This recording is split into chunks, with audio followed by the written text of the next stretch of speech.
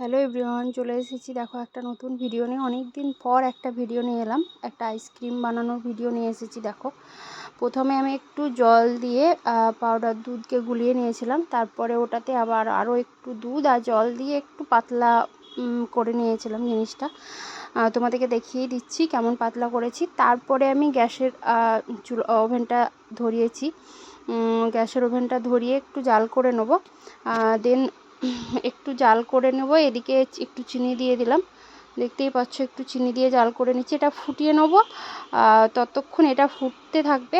আমি অন্য একটা বাটিতে বাটিতে একটু কর্নফ্লাওয়ার নিয়ে 2 চামচ মতো কর্নফ্লাওয়ার নিয়েছি। তারপরে ওটাকে ঘুলিয়ে নিয়েছি। ওটাকে ঘুলিয়ে নিলাম ভালো করে, যেন কোনো দানা না থাকে। তারপরে ওটাকে আমি ওই যে দুধের এটা ছিল ওটাতে আমি এটা মিশিয়ে দিলাম।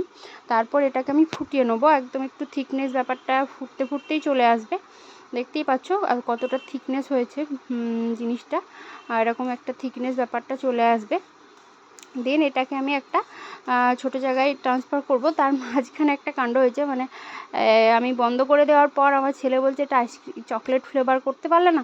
তো বাড়িতে কোনো কোকো পাউডার ছিল না, একটা চকলেট ছিল, ওটাকে আমি দিয়ে দিলাম জাস্ট, মানে ওর জন্য, ওর শান্তির জন্য। তোমরা এটা স্কিপ করতে পারো, আমি ভিডিওতে দেবো না ভেবেছিলাম, তারপরেও আমি দিয়ে দিলাম। এটা তোমরা স্কিপ করে যেও। আমি যত মানে চকলেটটা বাদ দিয়ে পুরো ভিডিওটা তোমরা দেখো, মানে দেবে। এই দেখো, আমি চকলেটটা গরম অবস্থাতেই মানে যাতে গুলে যায় সেরকম ট্রাই করছিলাম। দেন আমি ওটাকে একটা জায়গায় ঢেলে নিয়ে ফ্রিজে জমাতে দিয়ে দিয়েছিলাম, দেখতেই পাচ্ছ। তারপরে আমি এটাকে বের করে, মানে 4-5 ঘন্টা পর ওটা জমে গেছিলো পুরো। জমে যাওয়ার পর আমি ব্লেন্ডারে ওটাকে দিয়েছি, একটু করে মানে ফুটানো নর্মাল টেম্পারেচারের দুধ দিয়ে ঘুরিয়ে নিয়েছি। দেখতেই পাচ্ছ। এই দেখো, আমি আবার একটা বাটিতে নিয়ে নিলাম। তারপর ওটাকে আমি অ্যাজ ইউজুয়াল ফ্রিজে রেখে দিলাম। ফ্রিজে রাখার পর পরের দিন সকালবেলায় আমরা দুপুরবেলায় এটা বের করে দেখো আইসক্রিমটা কি ক্রিমি হয়েছে। ব্যাপারটা খুব সুন্দর হয়েছে, টেস্টটাও খুব অসম্ভব সুন্দর হয়েছিল। তোমরা ট্রাই করতে পারো, আর ট্রাই করলে আমাকে জানাবে। চলো, বাই বাই।